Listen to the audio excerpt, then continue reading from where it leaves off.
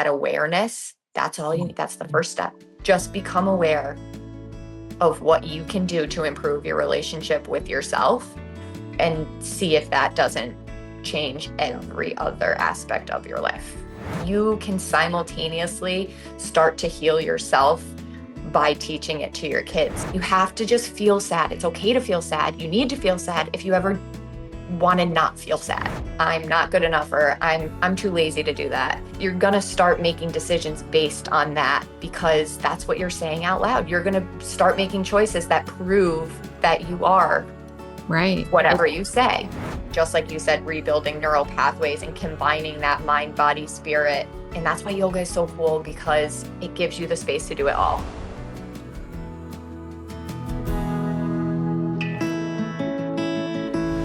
Hello, everyone, and welcome to another episode of Broken Beautiful Me. Today, I am so thankful because my guest is Tommie Burch. Tommie is a mompreneur, an RYT 200 yoga teacher, Pilates instructor, and newly established children's book author. Her business, Balanced by Tommie, is dedicated to helping women create empowering thoughts and cultivate a positive lifestyle through the transformative practices of yoga, movement, and breath work. Her mission is to encourage and empower women to invest in themselves and prioritize their well-being. Through community, she also aims to create a space where women can connect, inspire, and uplift one another. She understands the power of shared experiences and the strength that comes from knowing you are not alone. Welcome, Tommie. It's so wonderful to have you here. Thank you so much, Kelly. Thank you for having me. I'm so excited to connect with you and have a great conversation. Absolutely. So just to start, for our listeners who maybe don't know much about your work, just tell us a bit about your journey, about how, what led you to kind of, gravitate towards the practice of yoga, and how that turned into a career for you, and then how it translated into you becoming a children's book author. Absolutely. So I have had my own personal yoga practice for years now. I really kind of started into hot yoga when I was a freshman in college, and that was the first time it was my personal practice. And something kind of unique about that time in my life was I was just in a pretty dark place as far as self-image went. I had body image issues, just not in a great place, just everything around me, my decisions were just influenced by this lack of self-worth. Yeah. But I found yoga, and I had kind of a pivotal moment on my mat when I was in college, where I was doing a warrior two pose. And if you know warrior two, it's a power pose. So your arms are out wide, you have a nice wide stance. And I glanced at myself in the mirror, and in my head, liked the way I looked. And that was unique, because any other time I looked in the mirror, it was, oh, I hate this. I don't like this about me. I don't like this. I don't like what I see. And in that moment, I liked what I saw. But what was unique about it was it wasn't really physical. It wasn't, oh, I like the way my stomach looks here. I like the way my arms look here. I liked how strong I looked. Yeah. And that's kind of where I got this. It almost clicked in my head that yoga was way deeper than just the physical pose, because while it was a physical pose that got me there, that was a mental, emotional, spiritual moment that I had. And that's what lit the fire for me. That was my first little flame. And I will tell you, it took a lot of years after that moment for it to really develop, but that was pivotal in that time. So I just had my personal practice that I continued, and I worked a few different jobs. I worked in childcare for a little bit, and my longest job before the pandemic was an event planner. So I did event design, rentals, decor. So everything from weddings to corporate events to conventions, tons of stuff. And then the pandemic hit, and obviously events were the first thing to go. Right. So I had been laid off for a really long time, and I decided to use that time to get my RYT, my teacher certification. And that was the real pivotal. That's where my flame turned into a raging wildfire for yoga. I became obsessed. I just transformed during that time. And I'm just so grateful that I was able to use that break, because I don't know that I ever would have done it had it not been for the pandemic, the time off, Yeah. looking for something to fill my time with. And it was just so transformative for me to get that teacher training. I took it at a local studio under Michelle Pollard, who I still work for. She owns the studio that I teach at, and she's just incredible and such an influence in my life. And that really changed my direction. And I just started becoming super involved with wellness and wanting to be better. And that's across the board: mental, physical, emotional. And in that self help yoga space, I decided to kind of just go all in and try and make this a career, because I just am so passionate about it. And movement, particularly, I think is just so healing and has helped me work through a lot of the things that I've needed to unpack over the Yeah. years. Yeah. And I just want to share that with others. And I really love pairing my event experience with my yoga experience, because I like almost giving people in my classes an experience. So I have themed playlists. Sometimes I like to do special, I don't know, like bring lights or decorations, or if it's a holiday, I don't know. I just like to make people feel something when they're there and make it Yeah. more than just a movement. I want people to look forward to it and be excited and feel involved. Oh, I love that because it brings out, I mean, music especially, I find brings out so much emotion. My husband and I recently did a breath work session, and we're actually doing another one Friday night. I'm pumped. But the instructor, who's a dear friend, had this playlist, and it just, I mean, it hit me in my soul. It really did. Like just the music that she had selected, I was like, oh my God. And my emotions were all over the place. And she was like, that's supposed to happen. That's good. That's, Yes. but it evokes such emotion that you don't expect to come up. So you creating those spaces, that must be powerful for people who attend your sessions. That's what I hope. And one of the things that I started doing it, I've always liked music. I actually studied music in college for a little bit. I wanted to be like a music business executive. That was my first like big career goal. So I did study music. So it's always played a big role in my life. But the first time I really intentionally integrated it into my yoga classes, I did a chakra series. So for when we did the root chakra, every song on that playlist had a theme of safety, security, grounding, words that resonated with that. And then when we did the sacral, every song on the playlist had a vibe of like creativity, sensuality, feminine power, same thing. So I have like all these different playlists for each chakra that I specifically curated to evoke feelings and energy of that space. That I wish I was closer to you, Tommy. I would I'll come. send you some playlists though, so you can do a yoga flow with them. I would love that. So then how did that translate? So it lit a fire for you. And then how did that translate then into you thinking, okay, I want to write a book. I want to write a children's book. Yeah. I actually, right before COVID, I had a few years of college credit. I was short, probably, I guess it was like a year and a half to get a bachelor's degree. So I had all these credits. I'd already worked for it, but I just didn't have that degree. And like I had said, I worked in childcare for a little while, and I've always enjoyed taking care of children. So I had, this is another one of my ideas that I get these ideas and then I just do them immediately. So I was like, I'm going to go back to school and get my bachelor's degree in early childhood education, just so I have something. I have a degree. I can put it down that I finished school. So I did that. I did it online. I finished it up, early childhood education. I had this vision of teaching kindergarten. And by the end of the time when I graduated, it was right at that point where it was like COVID-y times. So like the school systems were really kind of a mess. And I didn't realize that you needed also a master's to teach kindergarten in New York State. Oh, wow. And I know. And I was like, I don't ever want to cite a paper again. I just don't have the capacity. I don't want to write any more papers right now. So I ended up just leaving it as the bachelor's degree. I have my degree, but I had all that training in early childhood education.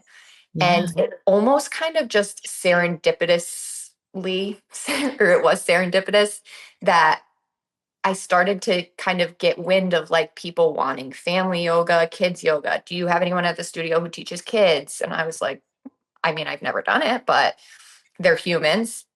I teach yoga. Why couldn't I figure it out? And so I did. So I just started coming up with these outlines of classes for kids and using acronyms for poses and animals and themes and anything that I would have implemented into a classroom. I just used it with a yogic twist to start these kids' classes. And I always like to use a literary element. So I was using books, and there's a ton of really cool kids' yoga books out there, but I had a hard time finding one that didn't just hit the physical. So I wanted a kids yoga book that hit the spiritual, the mind, body, spirit, not just the body. Yeah. And I couldn't really find one that I vibed with. And so I kind of started thinking about it. And I also, a lot of the kids yoga books, they do poses as animals, which is super cute, super fun, time and place. But I also was looking for something that I wanted kids to know what they might hear a yoga pose called in like a class. And I didn't use the Sanskrit, but for instance, mountain pose. You might hear an adult yoga teacher cue a mountain pose, Tadasana. So I wanted to use that language in the book. So a little bit less animal focused, more yoga class focused.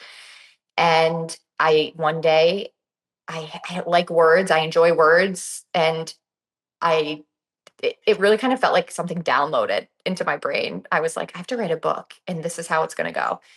Head to like the chakras again. I worked the way from like the crown to the toes and came up with a rhyme for each part, a yoga pose, and for every single pose, an element of gratitude. So, what do my feet do for me that I can thank them for while I'm practicing yoga? What do my legs do?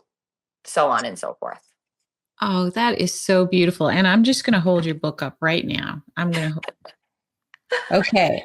So being me is special. You guys, I read the book and it is beautiful. And the piece about gratitude is, I mean, obviously, you know that I that's my whole message is growth through gratitude.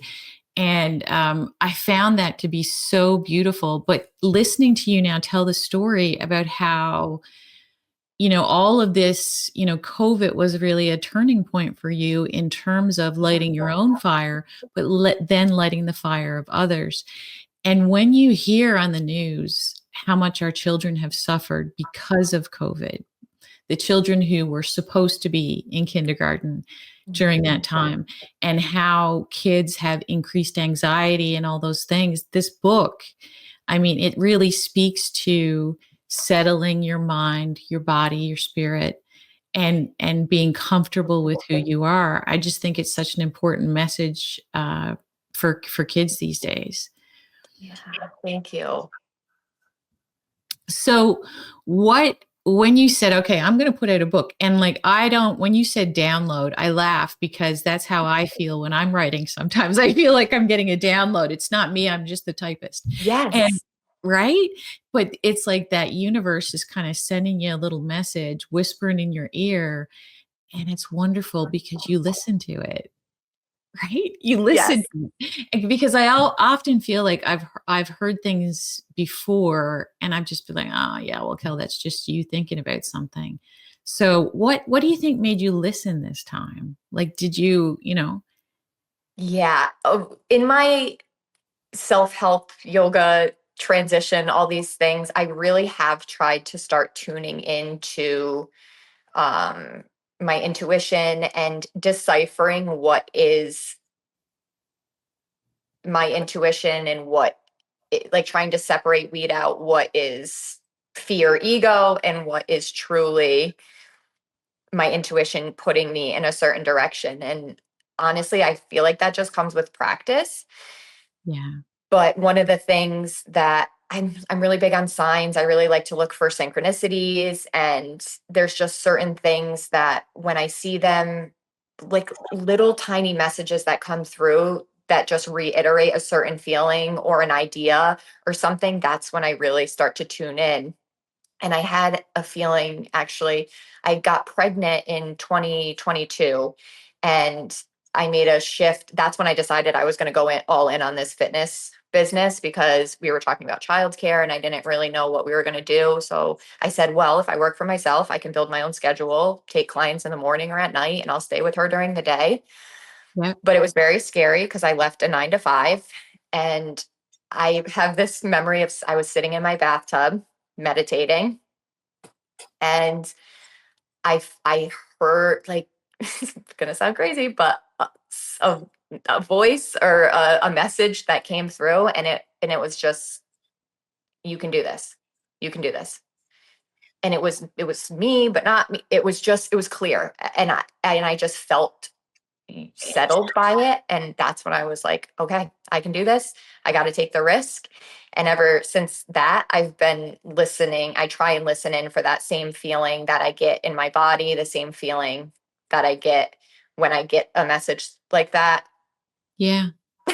So No, that's what I I mean, do. I totally get it. And it's the interesting thing about it, and I don't know if you found the same thing, is that you can't tune into that unless you're still. Hmm. And so, there's plenty of times in my own life, and I'm sure for our listeners too, where you keep yourself busy. There's a lot of stuff going on, or there's something that's really bothering you. So, okay, I'm going to vacuum. I'm going to do this. I'm going to clean out the attic. I'm going to do, and you keep busy when, in fact, becoming still allows us to kind of access that wisdom. It is so true. And it's so hard. And I'm a yoga teacher. I will be the first to admit that I do not meditate nearly as much as I would like to. But I do find when I make the time and when I can really settle in, it is always worth it. Yeah. Always. Most definitely. So when I was reading the book, one of the things that really jumped out for me, and I wanted to talk to you about, was i- a lot of the key points in your book are things that we as grown-ups forget. What do you hope? I mean, obviously, this book is going to touch kids, and I would encourage the listeners out there that if you have a child and you want them to feel the piece of what's in the pages of this book, to certainly order it. But what do you hope for the grown-ups who are maybe reading this to their kids at bedtime? Yes. So thank you so much for asking this question. I love this question. I want this to be an experience that the whole family can do together. So I want it to be something that you sit down on the floor with your kids and do this movement practice. And one of the things that I've used a lot, and I know affirmations are kind of a buzzword right now, and everybody's talking about affirmations, but I truly do believe in them. And one of the things I like to do is do affirmations with my daughter in the mirror. And I truly believe that this is a double healing. I think grown-ups have a lot to heal from. And I think by practicing this with their kids, there's this bridge that you can use, that you're teaching your kids this stuff early on so they don't have to unpack all the things that maybe you do. Yeah. But now that you have all that stuff to unpack, like, you can simultaneously start to heal yourself by teaching it to your kids. So yes, you are reading the words to your kids, but you're also taking in that message. You're also saying those things out loud. You're the one saying and putting that energy and speaking that into existence. And that's powerful. Yeah, I mean, the entire book is like an affirmation, truly. And that was the big thing that I thought about, is that, And, generations, we do the best that we can with what we have. But I wish that I had someone talking to me about feeling good about myself, my self esteem, feeling comfortable in my own skin, connecting with the earth, connecting with my breath. I mean, none of those messages were available when I was growing up. And as I'm going through the pages, I'm like, oh, I wish I had this book. I wish I had this book. Because you're right. As grown-ups, we have to unpack so much stuff that we've been carrying for so long. Yeah. Um, One of yeah, the my favorite, somebody asked me recently what my favorite page was, and I actually shared this on my social media uh, for National Eating Disorder Awareness Week. I did have an eating disorder for years. And so that's something that kind of drives my passion for the self esteem and self worth conversation. So, my mhm, favorite page in the book is the one where it talks about the little girl holding her belly while she breathes. And it says, yeah, I, I hold my belly. To show my belly that I care. Oh, I know. I fill up my belly big with air. I hold my belly while I breathe to show my belly that I care.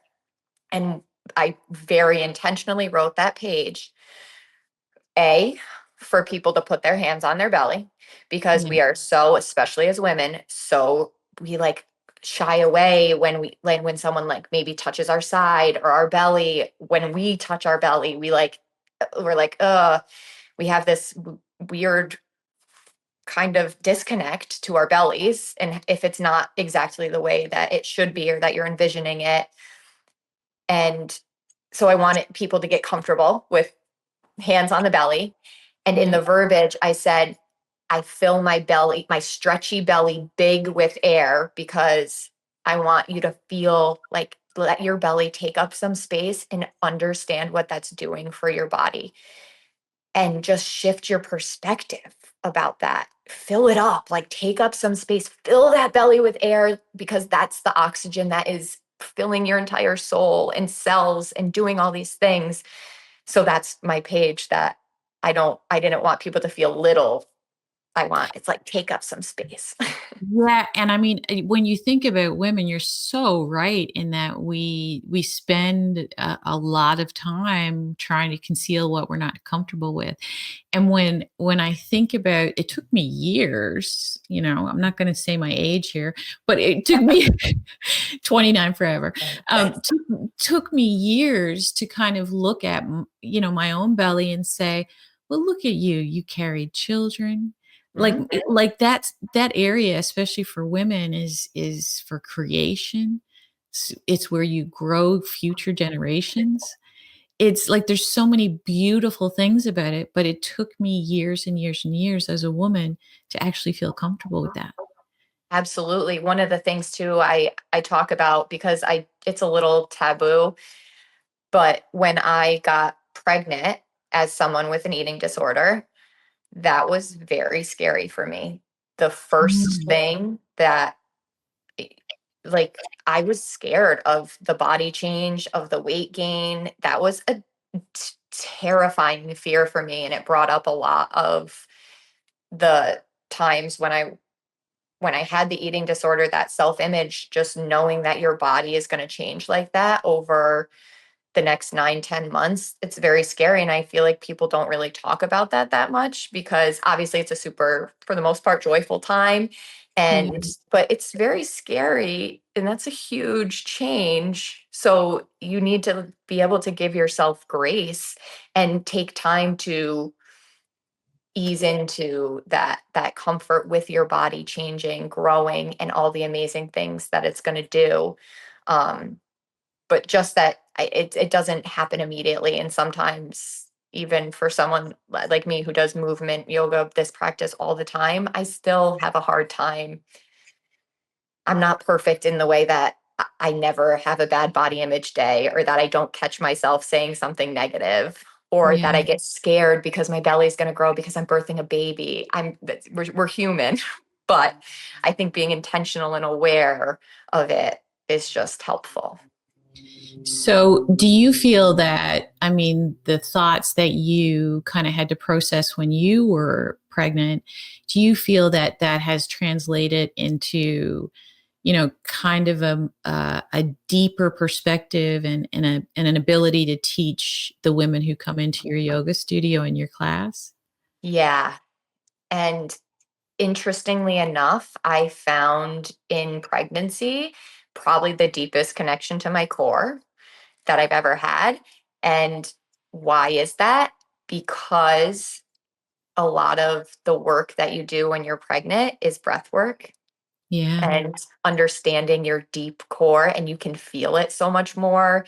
You I truly, my core has never been stronger since after, because now I understand that power to my pelvic floor, to the deep abdominals, to the diaphragm, to all these things, and becoming so much more aware of my body and knowing different things about the core. So one of the things that you want to look for in your core is coning in the abs.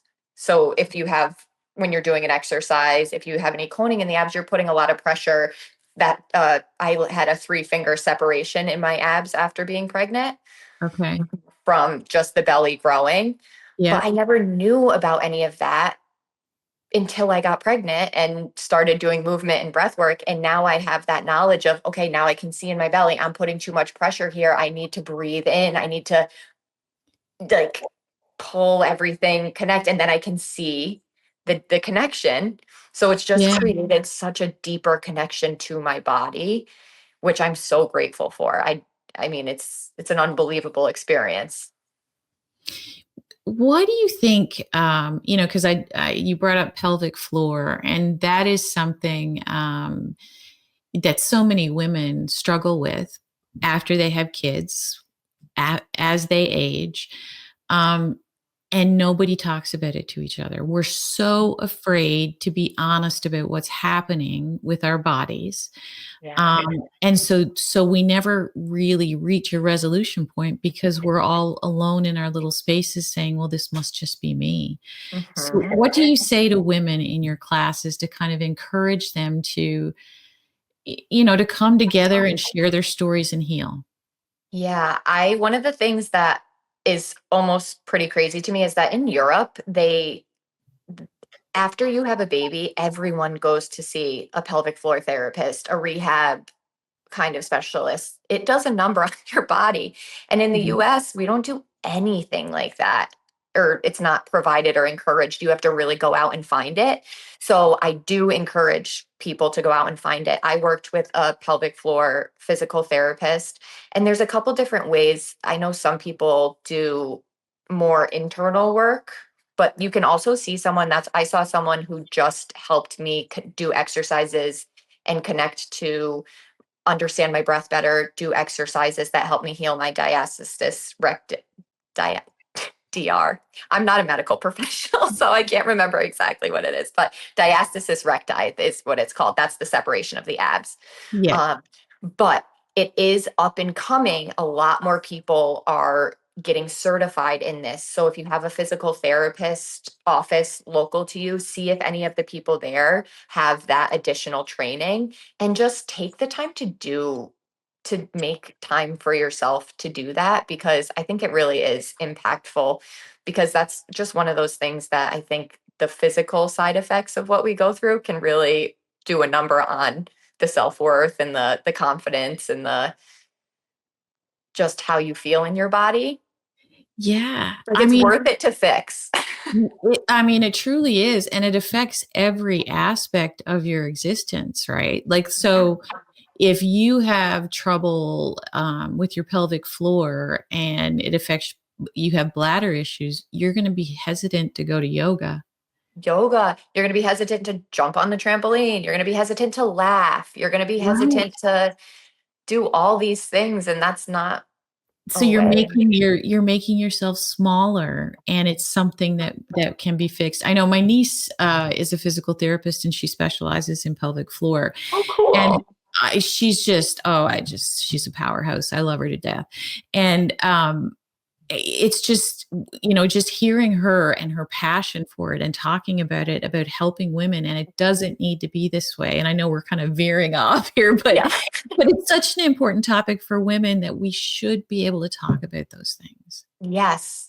All of it. I wish there was more open conversation about the whole postpartum thing. And one day when I am more comfortable sharing my experience, I had a pretty traumatic birth and I had some very serious postpartum anxiety, depression happening. So one day when I work through it and I feel comfortable, I do want to share that with people too, because in that those moments I was looking so hard for someone to tell me that I just needed someone else to understand what I was going through so badly. So I hope in the future to open that conversation up about everything surrounding that postpartum time period, because we don't talk about it. It's like you have the baby and then it's like, best of luck. See you later. That is so true. And and people say, oh, well, it's just the blues. It's just common. It's, this happens to every mother. But there's so much more to it than that. And it's not just, oh, for the first couple of weeks after you have a child. It's something, your complete thought process changes on your own life because you're in charge of another human now. Is so much pressure. And actually mine really 6 months, that's when it started hitting me. So I already got through like the newborn phase. And at 6 months, that's when this emotional it hit me like a wall of bricks. It was wild and it was such a life-changing Hmm. experience. Yeah. Yeah. I think it would be when you are ready. I welcome you back if you want to have that conversation when you're ready. But Yeah, thank you. we'll put a pin in that for Okay. now. Yeah, I'll talk. I got a couple more therapy sessions to work through. I hear you. So what kind of feedback have you received from parents and teachers and kids about this book? It's been so exciting. When I had this idea of the kids yoga practice, in my head I was hoping that the clear pictures, and you can see in the pictures I purposely made it so it wasn't a ton of distraction. Like not every page has a background, even it's just the pose, Yes. which makes it very clear for children to see what it's you can ask them, what's do this with your body, or that's what I do when I do it with my daughter. And I cannot believe she had done a couple kids yoga classes with me before, but until we got this book, or until I wrote this book, she didn't really understand what the purpose was. And now she brings me the book. I can't even, every single time she does it, it just fills me up. And she brings me the book and says, Ga, ga, ga, mama, ga. So she wants to do yoga. And she's not even 2.5 yet. And I kid you not, she now knows the poses that are coming. She stands up, she does mountain pose, she sits down, she does staff pose. She does bridge. It's unbelievable. I can't believe I was like, Oh wow, my this is actually working. God, that's so It's so exciting. beautiful. Yeah. Oh my gosh, that's beautiful. And you said she's 2.5 and she's Yeah. already kind of relating to, she wants to do it. Yes. Hands to the belly. Bring your hands together. She brings them close to me. It's just watching her do it just fills my soul. And I have noticed with other kids that the way it's presented, and it also has a rhyming element, so Mhm. it's very rhythmic, which I had noticed when I was reading my daughter books. She liked those books that had that cadence, that rhythm, so I Yeah. purposely wrote it in that way. And I do think that helps with engagement, and repetition and memory, because they kind of know what's coming next, and it creates an immersive experience of the sound, the body, what it's doing, the poses, everything. They know what to expect, and that's nice for them. It's just like when they watch their favorite TV show, they want to watch it a million times because it's comforting to know what comes next. Yes. And that's been really nice to see the kids start to recognize the flow. Yeah, that is wonderful. Hey guys, Kelly here. I wanted to jump in and let you know that you can find out more about my work by visiting my website at kellybuckley.com, or you can find my books on Amazon. Okay, back to the episode. Tell me what role gratitude plays in, like, we're talking about the book, but in your yoga practice and in your teaching just day to day. Tell me what role gratitude plays in overall well-being and happiness.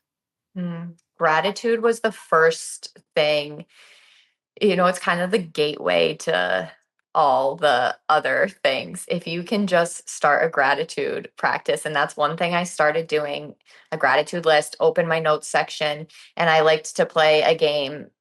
And I would say, how many things can I count that I'm grateful for in 60 seconds? Like, so you set a timer and then you write down as many things as you can think of that you're grateful for. Or on my birthday, I would write down as many things I'm grateful for, however old I'm turning. I would just start doing that. And I truly believe that that little practice helped me to shift that feeling of everything's happening to me, or this that negative outlook. If you can just switch over to some gratitude, and it's got it, you have to just be intentional about it. And I say that on your mat as well. Even getting to your mat, can you be grateful for that today? Because some people couldn't get to their mat, or some people don't have access to a mat, or some people can't physically get to their mat. So it really just starts with the little tiny things that you can be grateful for. And you could go to a yoga class and be mad. You could say, "Oh, I hate that I can't touch my toes. I hate that I can't do this. I hate that I can't do that. Look at this person next to me. They're doing this, they're doing XYZ." And that creates your experience. Yeah. When you let your brain, your mind take that route, or you tell your brain, wait, what am I great? I am breathing. I'm here. I all these things, you can find them. And sometimes it's a little bit harder maybe, but not once you get in the habit, right? That's the thing, right? So it's the habit, it's committing to it and saying, okay, I'm going to do this whether I like it or not. I mean, it's just like changing your eating habits or your exercise Mhm. habits, because doing it over time actually changes the neural pathways in your brain. So Yes. it changes. So your attitude is, it changes from what's happening to me to what's happening for me. Yes. And then once you see the abundance, you can't unsee it. Yeah. And what's the quote that the more oh, when I focus on the good gets better. Yeah, it And I have does. found that to be so true.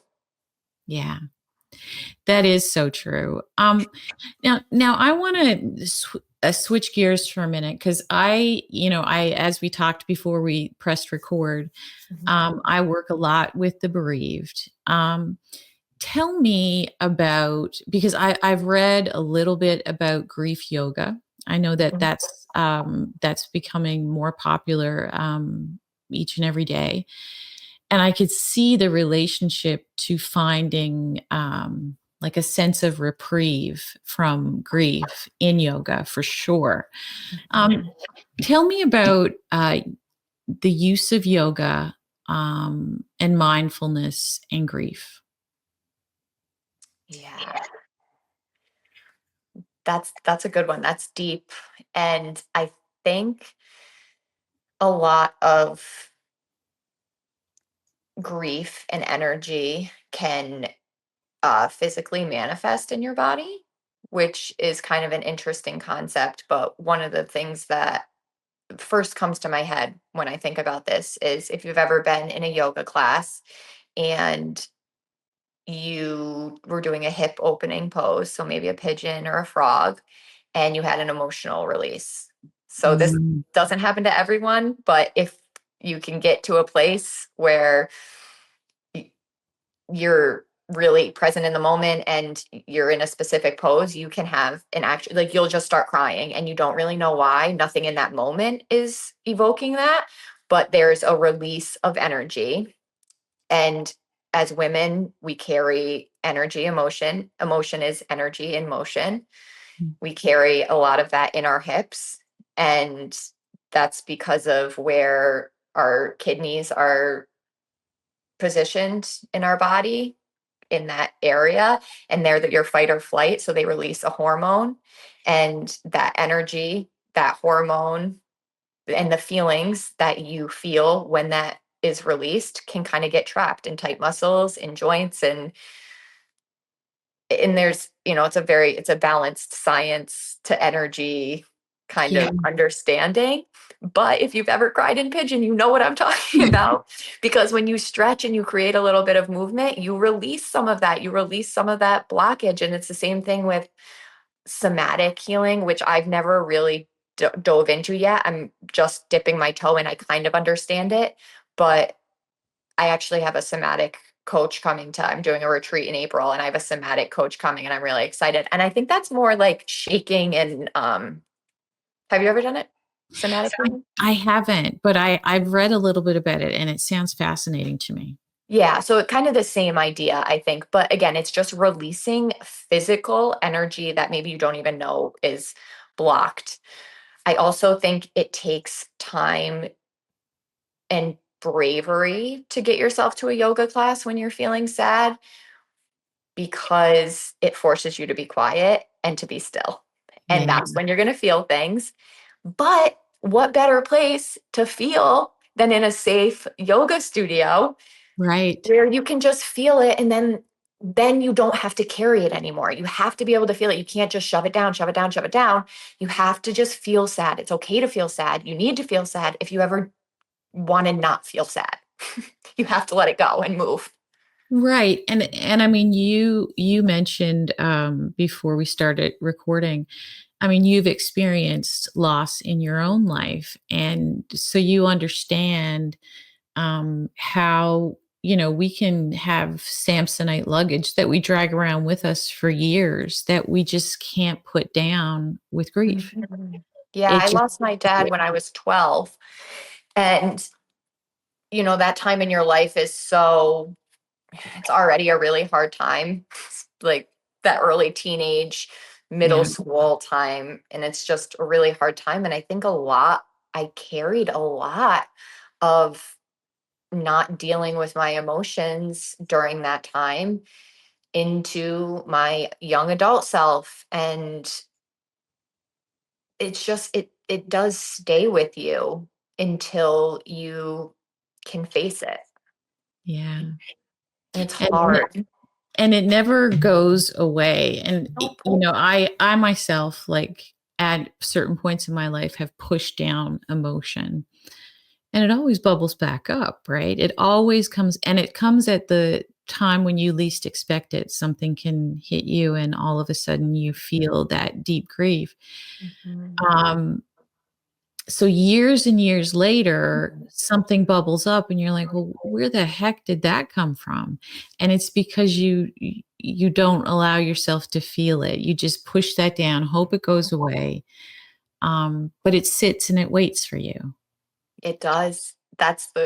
You can never release it until you feel it. And I've heard people talk about it almost like a completing the cycle.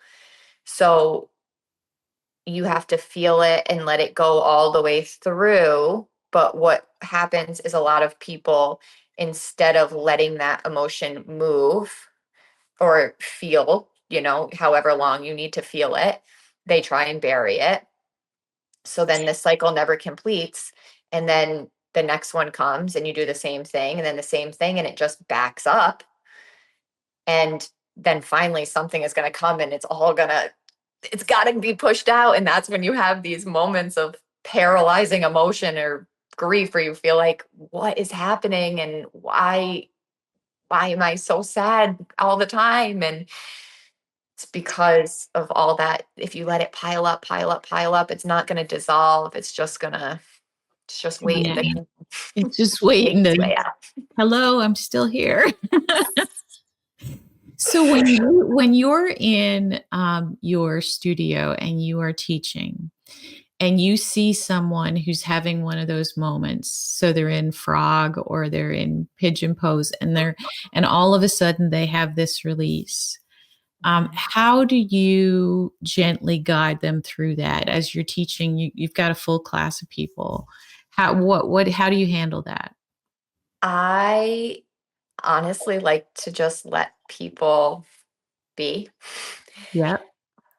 Sometimes if it's someone that I know, because I have people, my regular students and people maybe that I'm familiar with, sometimes a nice hands-on assist is a beautiful way to just give a little bit of grounding energy to someone. I'm actually doing a training coming up in April. I'm a student in it on hands-on assists and the value of hands-on adjustments. And it's something that has kind of been pulled back a little bit in recent years in the yoga community because of COVID. So people were very scared to have people touch them Yeah. after that. So it just kind of took a back seat.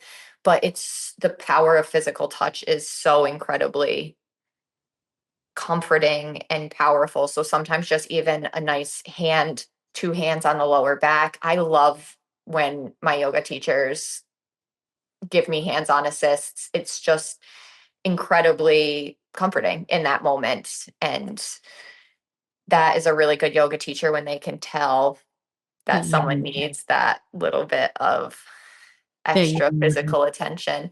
But I also do like to leave space for people to process because sometimes that's what they need. They need that quiet time.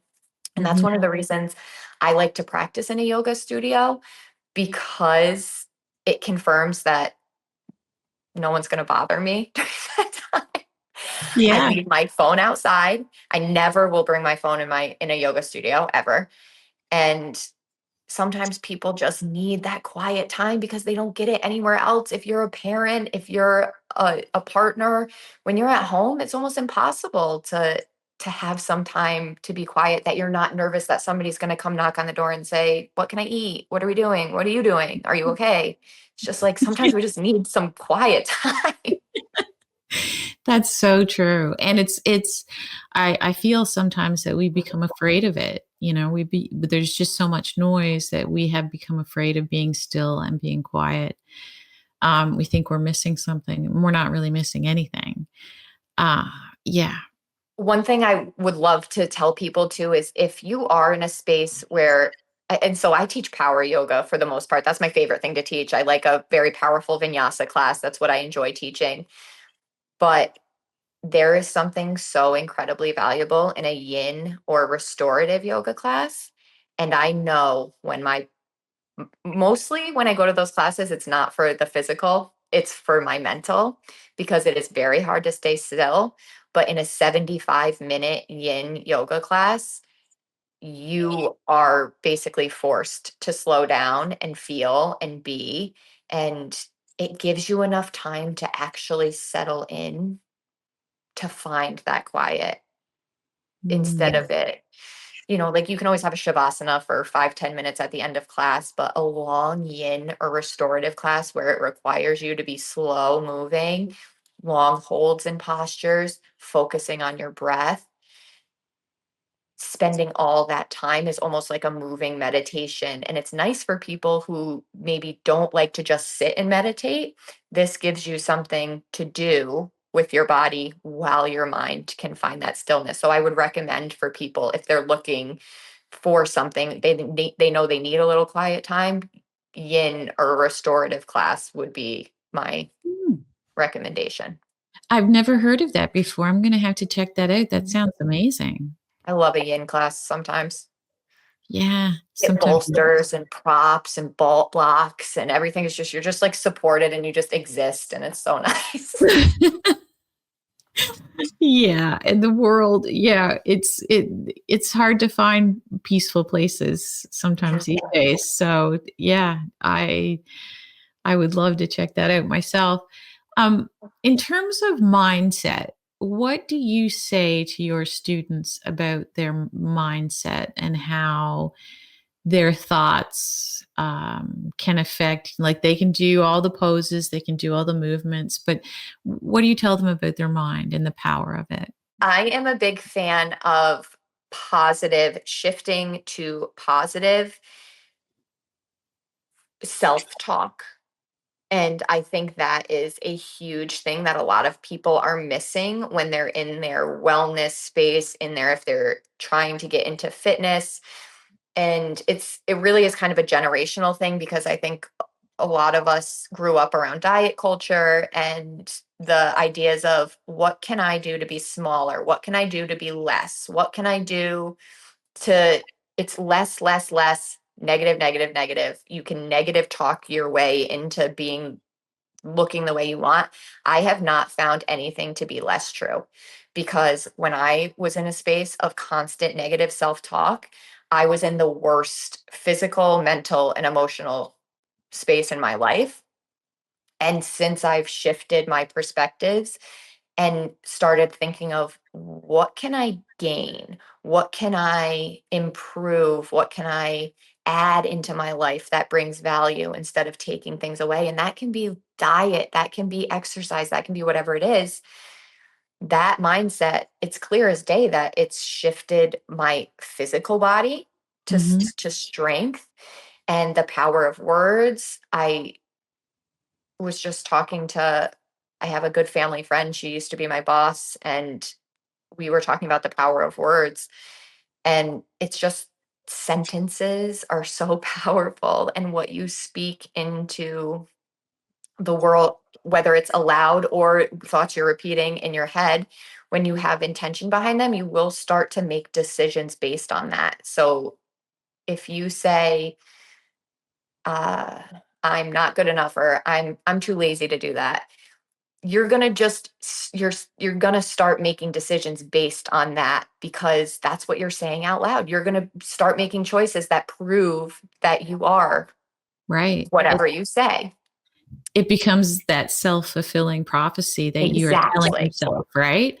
Um, Yes. I was at a retreat. God, it was a number of years ago now, and the person leading the retreat said, "I want you when you're getting ready to come back tomorrow morning, and you're out of the shower, and you're putting your makeup on, or you're doing whatever you're doing. I want you to all of a sudden become aware of what you're saying to yourself in the mirror, just what you're saying in your mind as you're Mhm. getting ready."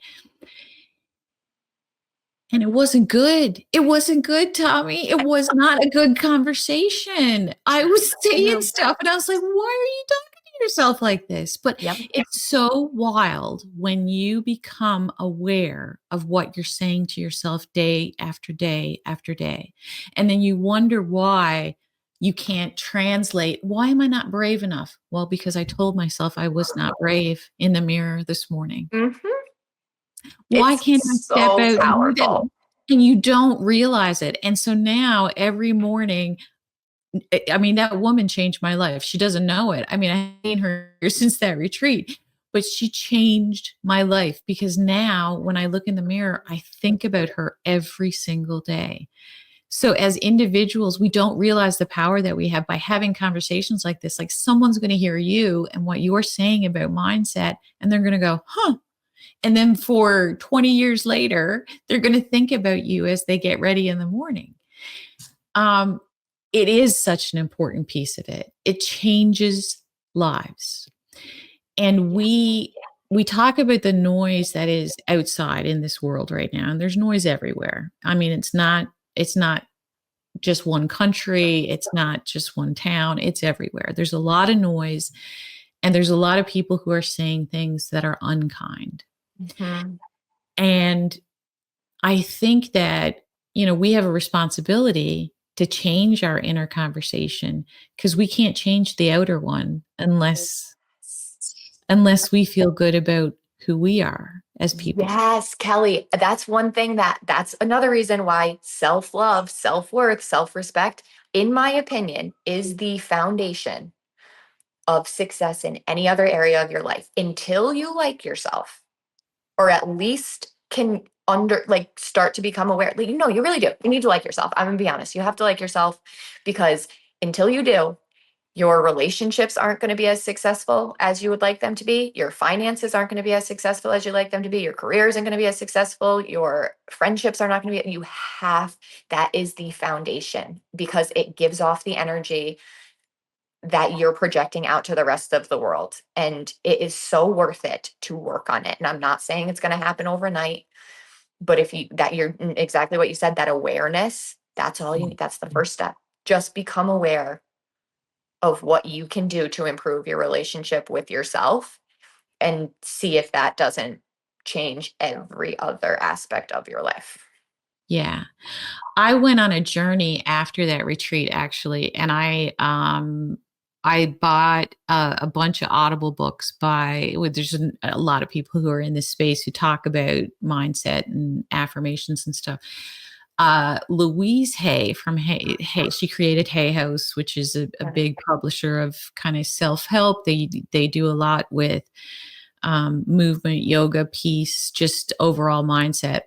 And she's passed now, but she had audiobooks that just talked about affirmations and self-esteem.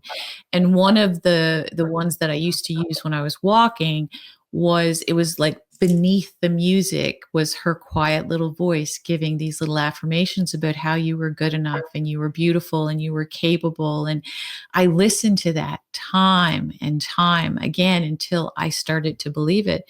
And it took time because I had convinced myself otherwise. Mhm. So it isn't something that happens overnight. You have to commit to a practice. Well, it's just like anything. I'm going to commit to go to yoga, and I'm going to become so good at all these poses. It doesn't happen overnight. No. It takes time, but it's the same with your mindset, right? Yeah, exactly. I also like to use yoga too as a time sometimes where so if you ever heard a yoga teacher say, set an intention for your practice. That's a great time to use an affirmation that you love or something that you're working on. I'm strong, or it can really be whatever. I sometimes come up with little phrases, and I'll just say it over and over and over and over and over and over as I practice. And then you're kind of connecting that affirmation to physical energy, and it just becomes very powerful way to start your Yeah. day or end your day.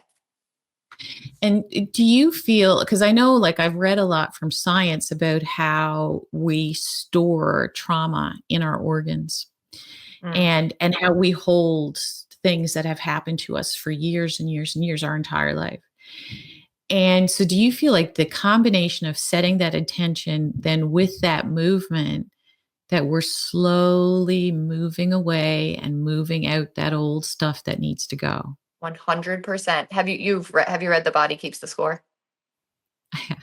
Yes. Okay. Yeah. I have to like pick around it because it's just way too the content is very heavy, but it It took is me a very while. valuable scientific information. So I pop around and try and pull from it, but yes, I do fully believe that energy that you need to be able to move the energy in your body and experience, and just like you said, rebuilding neural pathways and combining that mind, body, spirit. And that's why yoga is so cool, because it gives you the space to do it all at one time. I just think it's so intentional about that. Yeah. And I bet it's kind of the same as runners. And I'm Hmm. not a runner, and I don't get the runner's high that people do, but I bet it is pretty similar to that kind of experience where it just becomes a very healing. It's not just your body working anymore, Yeah. you know? It's your mind. I find when I swim, I feel that Mm. connection, because Are you a water sign? I'm a Leo. Okay. So yeah, I'm all piss and vinegar, really. That's funny.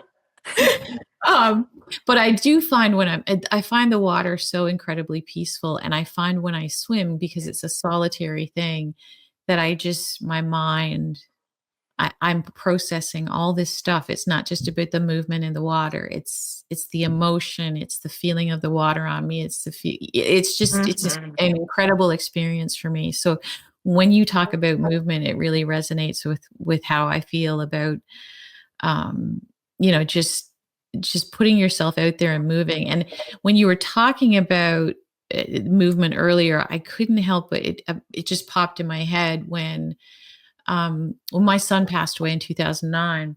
Mm. I found myself holding myself so still because I was falling apart. My life was falling apart. And I was holding myself so still because all of those emotions were just like, it was almost like I was a prisoner trapped. Mhm.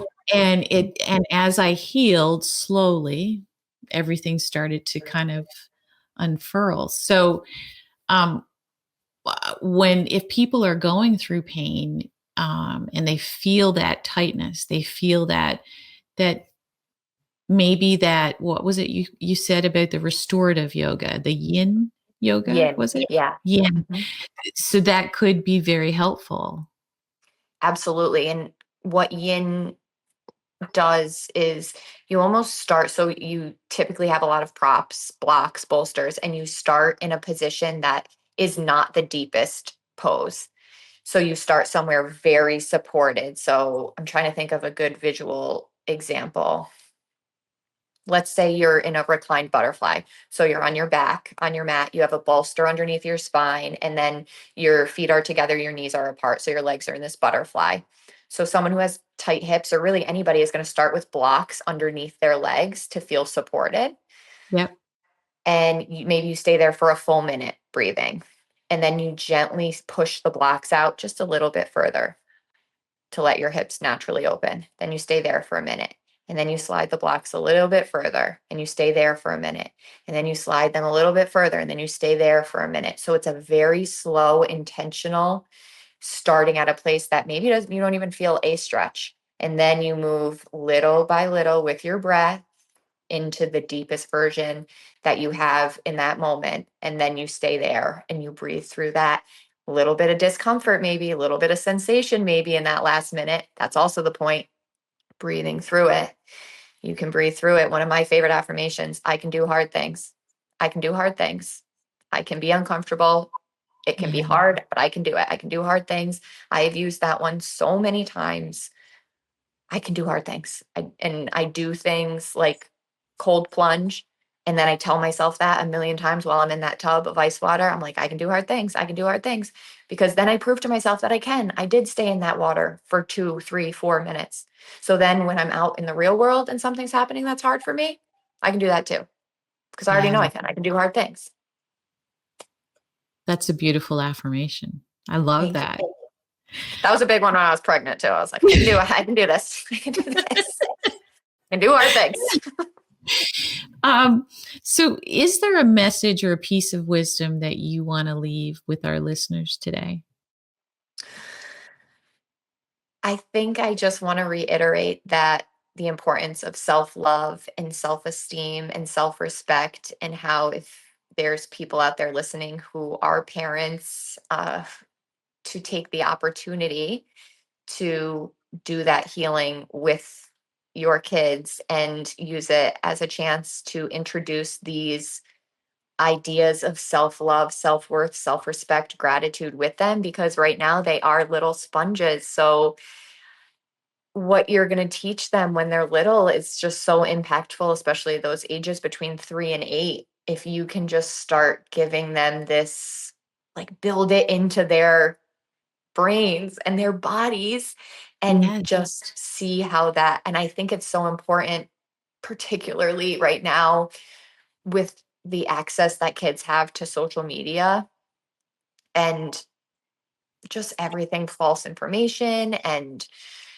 editing, and it's just it's kind of a mess out there, and I really feel strongly about building up such a strong confidence in them that comes from family and parents, and that self-worth, that things are not going to so easily phase them, because I Yeah. think the internet and I think society like can see weak points, and that's where they tap in. So just think of it as building up this force that Right. is impenetrable. Like no one's going to get in because your kid already knows. And it's by you teaching them that. you're gonna soak some of it in. It's a fact. Right. And I mean, you're going to have to do some unpacking as you're teaching your kid because there's things that you're going to have to relearn. But that's a good thing because that's the only way that we're going to get better.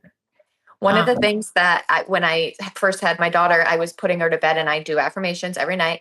Say, you are kind, you are smart. What do I say? You are kind, you are smart, you are strong, and you can do anything you want in this world. So I was saying that to her over and over and over and every single night. You are kind, you're strong, you're smart, you can do anything you want in this world. And then one night it clicked to me. I said it out loud and I was like, you're going to tell her that, but you're not going to believe that for yourself?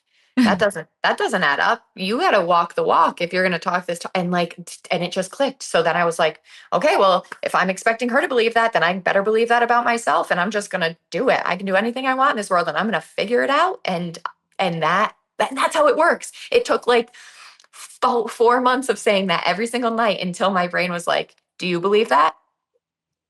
And I was like, all right, I guess, yeah, I do. I'm in. I'm going to write a book. I love that. This has been such a pleasure for me. And I've learned a lot, and I've learned a lot from your book. And I'm going to have to read it a few times because I have to rewire some of the things in my own brain that as I was reading, I was like, oh, yeah, yes. Okay. So, you guys, I encourage you. It's called Being Me is Special. The book, the words, the how it rhymes, I love rhyming books. And the illustrations are absolutely stunning as well. I highly encourage you to get this book. But before we go, I want you, Tommie, tell us how we can find you and your work and how people can order your book. Yes, I am on Instagram. I'm a big Instagram girl. So I'm always pushing content. Yoga, Pilates, bar. I'm gonna start spinning too. That's exciting. Retreats, self-love, all that good stuff. The book, always on Instagram. So that's my number one place that I would love people to connect with me. DM me there. It's me answering all my messages. So I would love to connect. If you have a personal story or if you get the book and do it with your kids, I would love for you to tag me so I can share it. And I have a website, and oh yeah, my Instagram is Balanced by Tommie. So I my love your website is also, you Instagram. link it on there. Okay. My website's Balanced by Tommie. You can email me, and my book is on Amazon. So it's just super easy. You search Being Me is Special. There's a cute little girl standing in mountain pose, and that's the one. You just add to cart. I'm pretty sure it's Prime too. So It is, you can get yeah. it tomorrow. Yeah, you can. It is Prime and it's very easy to order. And I highly encourage our listeners to go to your Instagram page too, because it's so uplifting. I love your content. It's beautiful. Thank you. Yeah. So Tommie, keep up the good work. You're changing the world. Thank you so much, Kelly. Thank you for having me on. It's been so awesome to talk to you, and I'm just so grateful. And I'm so happy to have you as a part of my community now. Oh, me too. Okay, so now we're friends. You're going to have to come back on the podcast and tell me Yes. some more as you get into it. Oh, before we go, you're having a retreat. Tell people about it if you have any extra spots for people to go.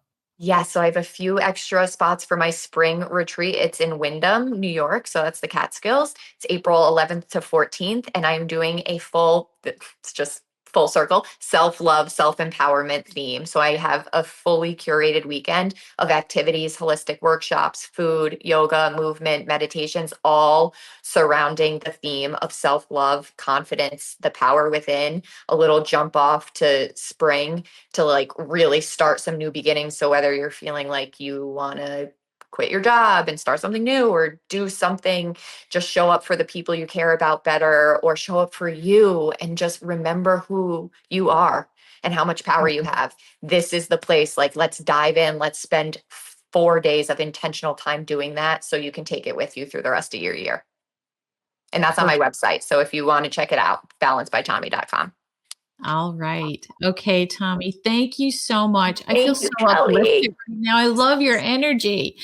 Thank So you. thank you for being a guest. And to our listeners, we'll see you on the next episode.